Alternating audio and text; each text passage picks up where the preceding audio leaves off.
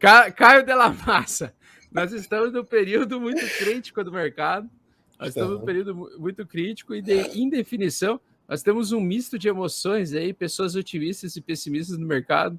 Eu, particularmente, estou esperando para ver como é que vai ser a decisão. Deixa eu só tirar isso aqui, porque fica meio... Vou deixar só a tela aqui, só o guia. Vou deixar o guia aqui. Pronto. Acho que agora ficou bom. Agora sim, melhorou. O que acontece aqui? Nós temos a média 21 para ser testada, a média 8 também. O preço veio abaixo dela. Tu sabe que eu gosto de... Eu sei que tu nunca vende teus etéreos, né? Tu jamais vende teus etéreos, tu só estoca. Cai um pouquinho, cai da massa e estoca. Cai mais um pouquinho, estoca mais. Exatamente. Mas eu até queria falar sobre isso contigo. Até queria te falar assim, com o tempo, com o raciocínio racional, depois de um tempo, eu percebendo a forma como o mercado está evoluindo para essa coisa de NFTs, metaverso, jogo, não sei o quê. Para mim, hoje, o Ethereum é que nem investir na internet, como se a gente pudesse comprar a fração da internet, o protocolo TCP/IP, que roda todas as grandes empresas em cima desse protocolo. Porque ali a gente está acostumado dentro do ambiente, digamos, centralizado, né? O Facebook vai lá, cria a empresa dele, roda em cima do protocolo TCP/IP, que é a internet. Então, na verdade, se a gente pudesse comprar uma fração da internet, ou comprar um pedacinho, um ativo que representasse a internet, onde tem todos esses aplicativos, todas essas funcionalidades, no nosso mercado cripto seria o nosso Ethereum da massa, né, Caio? É exatamente isso, Augustão. É exatamente esse tipo de coisa. A gente compara o Ethereum como se fosse realmente uma camada base da internet, né? E como se você pudesse realmente se expor, né, a internet. Imagina como se você, como o Augusto falou, comprasse um pedaço da internet e todas as transações que acontecessem ali dentro, de alguma forma, você conseguisse capturar uma parte do valor, né? Então é mais ou menos isso que acontece, tá ligado? Quando você, né, compreende o que está se dando por trás da Web 3.0, que é a internet 3.0, que é exatamente quando, né, a gente tem a unificação do dinheiro com essa camada de comunicação, né, de informações. E aí você tem a blockchain fazendo esse tipo de intermediação, né, onde você tem os aplicativos conversando com o dinheiro e conversando na internet, nessa camada base, que aí a gente tem essa possibilidade de estar realmente, né, sendo livre, assim como quando, nos anos 2000, mais ou menos, criaram-se a possibilidade de todo mundo poder, né, estar, né, abrindo os seus sites na internet ali, né, e fazendo literalmente o que quiser. Até antes, né, em 1980 e pouco, mas aí o uso era mais restrito para pessoas que tinham conhecimento e também a questão do próprio hardware, né? Os computadores não eram tão avançados assim, não era uma coisa que era todo mundo que tinha antigamente, né? Então, a partir dos anos 2000, mais ou menos ali, a gente teve a utilização da internet sendo expandida e sendo adotada no mundo inteiro com uma velocidade ainda maior a partir de 2010, quando vieram os iPhones e os smartphones com essa tecnologia que a gente sabe, né? Então, né, se a gente for fazer um paralelo, Augustão, 15 anos atrás não existia Bitcoin, não existia Ethereum, não existia Uber, não existia, né, iPhone, não existia nada, nenhum tipo desses produtos e serviços. E poucas pessoas não conseguem abstrair que 15 anos não é praticamente nada na vida de um ser humano ali. Representa, sim, uma boa parte da vida, mas ainda assim é um momento, é uma questão de poucos anos, assim, dentro do montante total de idade que a pessoa pode chegar, né? Então, a tecnologia ela tem muito para avançar e a gente só correu pouco tempo. Bitcoin tem 13 anos. O Ethereum tem 6 anos, vai fazer 7 anos. Então, né, são situações que a gente tem que ponderar na hora de a gente fazer os nossos investimentos, porque, né, eu particularmente acredito que essa tecnologia para os próximos 5 anos ela já vai ser adotada de uma maneira muito maior do que o que é hoje. A gente fala sobre metaverso, a gente fala sobre DeFi, a gente fala sobre isso há bastante tempo. Acho que de maneira pioneira aqui nesse Brasil a gente vem divulgando e eu tenho um prazer muito grande de falar isso para todos. Eu tive na Europa agora esse mês de novembro E eu tive conversando com muitas pessoas ao redor do mundo lá, né? Pessoas assim do dia a dia, pessoas também voltadas para dentro do meio cripto. E muito poucas pessoas lá são educadas quando se fala de finanças descentralizadas. Véio. Muito poucas pessoas são educadas quando se fala de cripto lá. E aí você entende que existe uma diferença muito grande, né, na educação, porque aqui a gente está, por exemplo, propagando isso através desse conhecimento que a gente distribui no YouTube de maneira gratuita, também através dos nossos materiais fechados que a gente faz também, Augustão.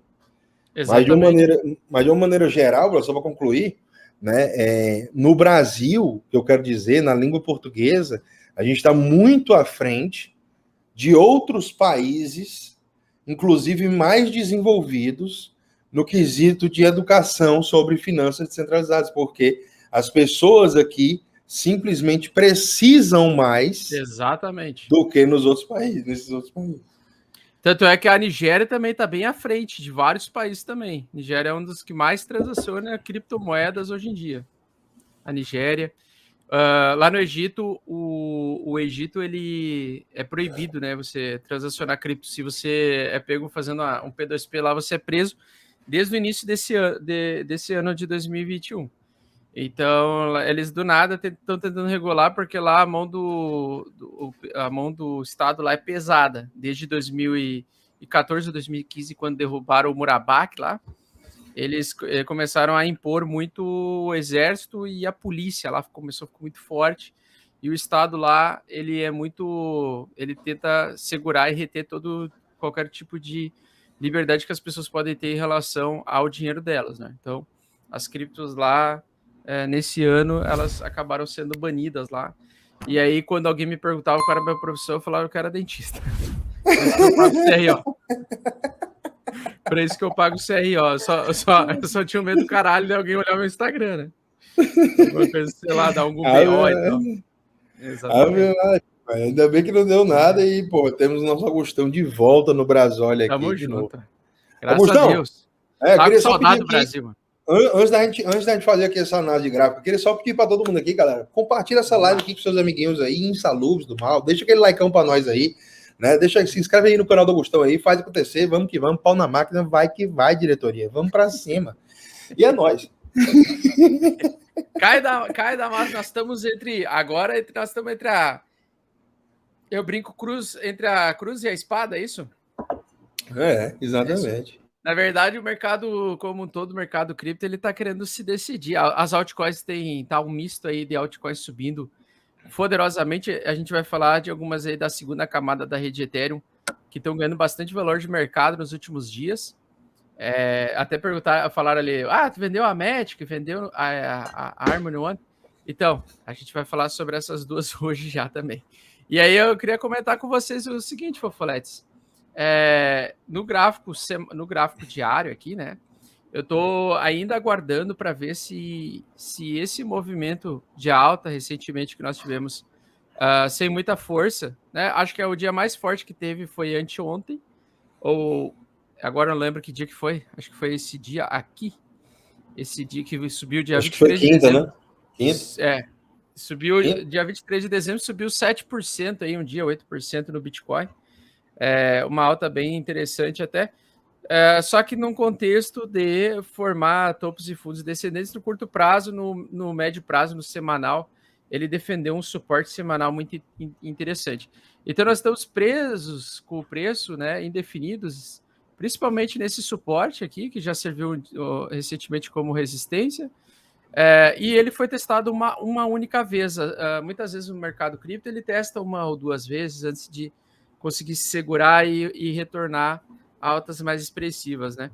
E a média de 8, que é a média principal que eu uso semanal, que é a média que eu gosto de tomar decisões aí para tentar aumentar meus Ethereums, o preço está preso, então, entre a região 56 e a região de 8. Isso sugere indefinição, né? No curto prazo, ele está querendo sair dessa região, mas para mim o mais importante é saber o seguinte: ele vai ficar preso nesse tempo aí, e ele vai ficar, na minha opinião, nessa água de salsicha. Só que quando ele sair, meu irmão, vai ser explosivo o negócio. Então, olhando assim, atualmente nós estamos justamente aí numa resistência, né? Tem gente já na gringa falando que pode ser um ombro, cabeça a ombro para trazer o preço lá para baixo. Um canal que eu gosto muito, o Data Dash, o Nicolas, ele fala que ele acredita que nós vamos passar por um período maior de acumulação, ou seja, vir testar mais uma vez nos 28 mil. Acho bem difícil, porque essa região dos 42 mil, na minha opinião, é justamente esse seria o limite entre entrar num bear market ou não. Então, acho que se a gente conseguir sustentar acima dos 42 mil, realmente nós vamos continuar em bull market por mais, talvez um semestre, ou talvez um ano, ou talvez um período maior. Eu acho que daria até um semestre de continuação de alta, né? Mas o mais importante é não perder esse suporte, né? Perdendo esse suporte, ele vai querer vir testar. Se ele perdesse os 42 mil, ele gostaria de vir testar nos 28 mil dólares. E aqui, né, onde eu fico extremamente bullish, mas extremamente bullish mesmo, assim.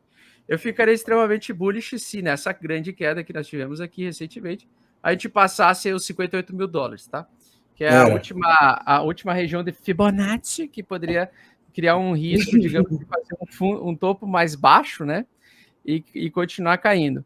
Então, enquanto o mercado, na minha opinião, enquanto o mercado não tiver no Bitcoin, eu estou falando especificamente no Bitcoin, tá, pessoal? Não nas altcoins, que quando o Bitcoin lateraliza, como ele está nessa região agora já há vários dias, várias altcoins vão subir. Na realidade, se a gente pegar um movimento um pouco mais macro, Augusto, a gente está vendo aí, né? A gente já está há um ano andando de lado. Né? O Bitcoin ele está numa faixa de lado, só porque o de lado do Bitcoin é um de lado ele tem uma área de negociação muito grande. Como assim? Sim. Se você for ver, ele vai dos 28 mil dólares até os 69 mil. Então, essa faixa que ele está andando aí, é uma faixa que ele está andando de lado há 360 dias aí, praticamente. Se tu colocar aí, ó, do começo da consolidação ali na esquerda até o final ali, ou até onde a gente está hoje, são da 360 dias praticamente aí que a gente tem de consolidação, entendeu? Então, é uma situação que a gente está vivenciando já há um ano de que o Bitcoin, ele teoricamente está andando lateralmente e que as pessoas já estão começando a perder a paciência nesse movimento, tá ligado?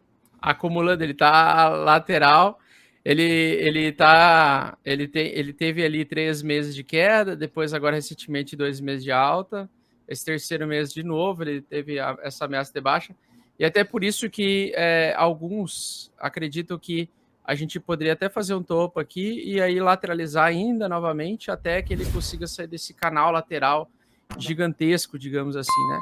Que ele poderia evoluir para mais uma baixa, para lateralizar realmente no longo prazo e manter uma estrutura de alta a partir aí de, sei lá, março, abril, sei lá o quê.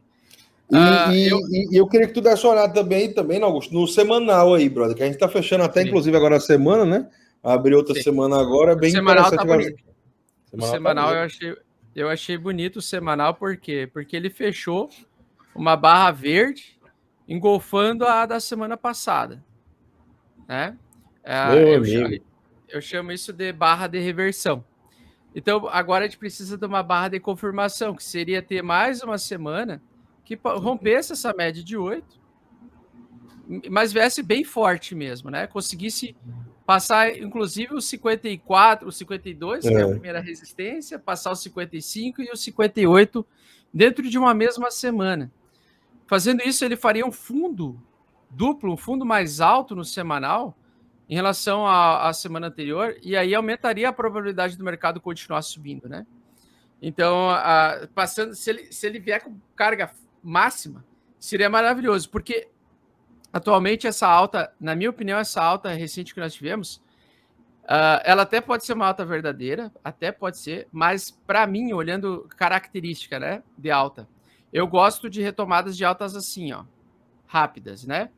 Rompendo a média de 8, tal como aconteceu aqui ou tal como aconteceu aqui. Aquela alta vertiginosa, aquele FOMO, aquela urgência por compra. Eu não gosto de ver ela tendo algum, tipo assim, uns dias meia boca, volume baixo e tal. Eu gosto de ver ela realmente rompendo.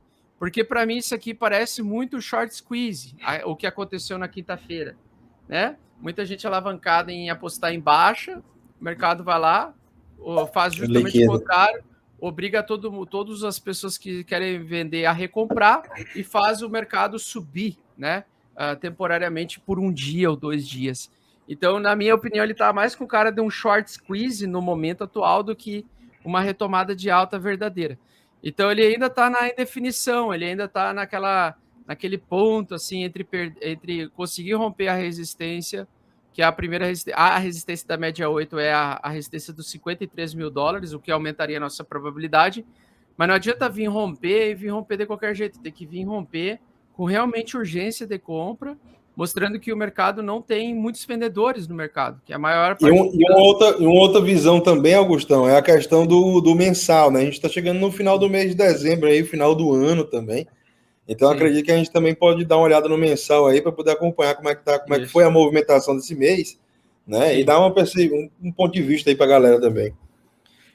Até eu vou falar do mensal também. O mensal é sempre bonito, né? O mensal do BTC é sempre bonito.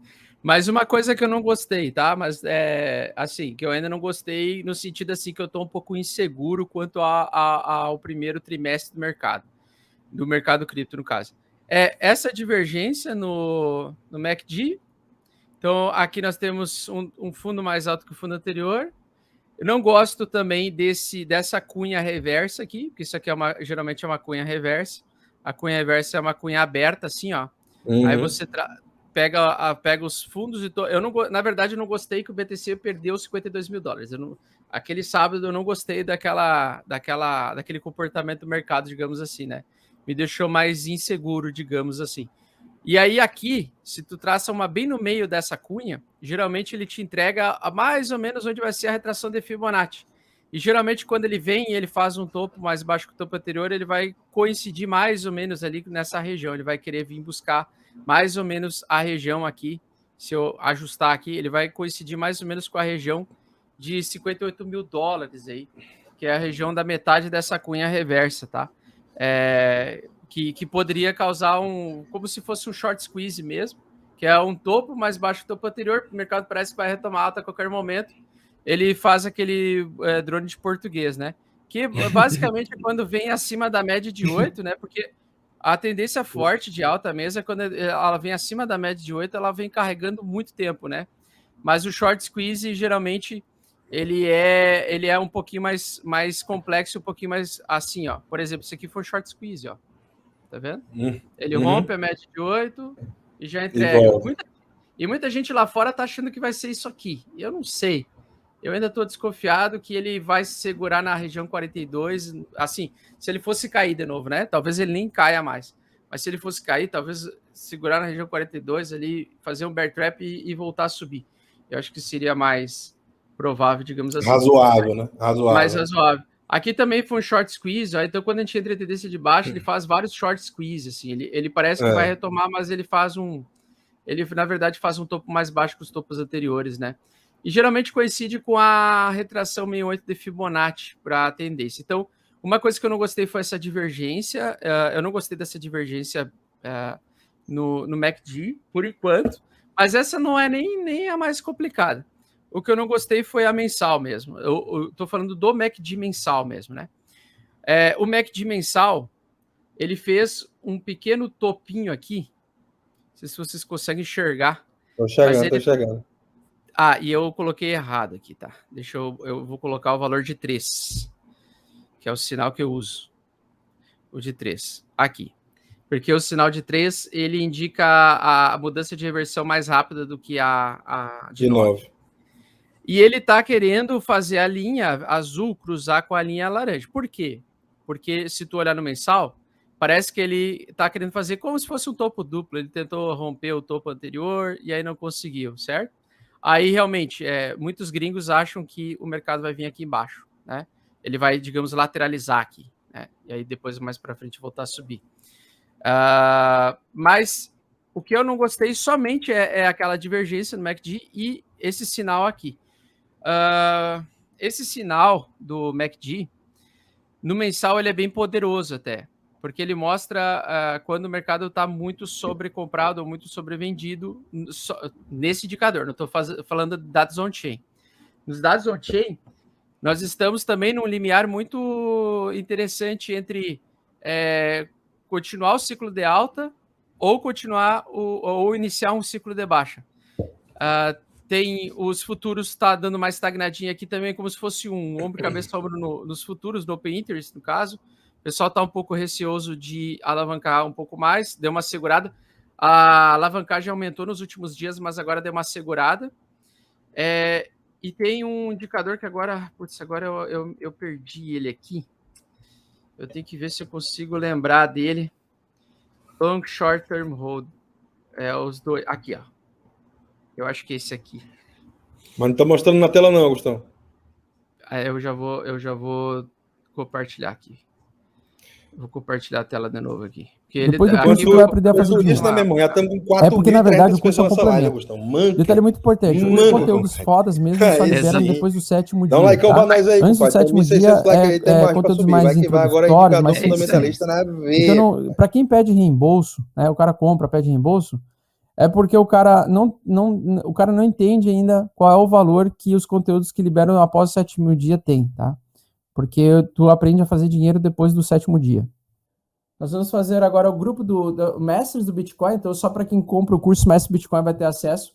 Toda quarta-feira à tarde, a partir das 3 horas, nós vamos fazer as nossas lives exclusivas para os alunos, tá? Um grande abraço, fofos. Tamo junto. E até a próxima. Valeu. Falou.